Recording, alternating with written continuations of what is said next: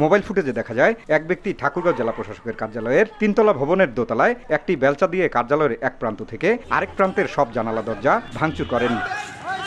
শনিবার সকাল 8:30টার দিকে এ ঘটনা ঘটে। বিষয়টি জেলা প্রশাসকের কার্যালয়ের এক নৈশ প্রহরী দেখতে পান। খবর পেয়ে তাৎক্ষণিকভাবে ছুটে আসেন পুলিশ সদস্যরা। এ সময় ওই দুর্বৃত্তকে নির্বৃত্ত করতে গেলে বেলচা দিয়ে এক পুলিশ কর্মকর্তার মাথায় আঘাত করা হয়। এতে আহত হন তিনি। আমাকে পিটায় 3বার পিটাই দিয়ে আমি তাৎক্ষণিকভাবে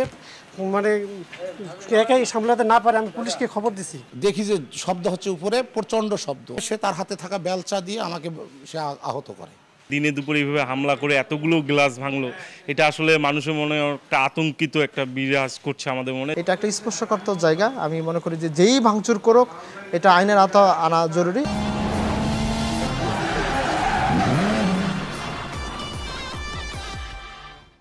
খবর পেয়ে ঘটনাস্থল পরিদর্শন করেন জেলা প্রশাসক ও পুলিশ সুপার সহ প্রশাসনের ঊর্ধ্বতন কর্মকর্তারা। বিষয়টি খতিয়ে দেখা হচ্ছে বলে জানান জেলা প্রশাসক। আমরা মামলা যাব, মামলায় গেলে পুলিশ তদন্ত করবে বা অন্যান্য সংস্থা তদন্ত করবে, তারাও সেই বিষয়টি দেখবে। আর প্রকৃত রহস্য উদ্ঘাটন করে আইনগত ব্যবস্থা নেওয়ার কথা জানান পুলিশ সুপার। আমার পুলিশ ছিল না বা তারা আসে নাই, এই বিষয়টি তো আসলে ঠিক না। তারা তো আসছে, সাথে সাথে রেসপন্স করেছে। এর পিছনে যদি কারো হাত থাকে, কারো ইন্ধন থাকে, অবশ্যই তারা আইনের আওতায় আসবে। নাসির উদ্দিন নামে অভিযুক্ত দুর্বৃত্তকে আটক করা হয়েছে। ঘটনাস্থলে অতিরিক্ত পুলিশ মোতায়েন করা হয়েছে।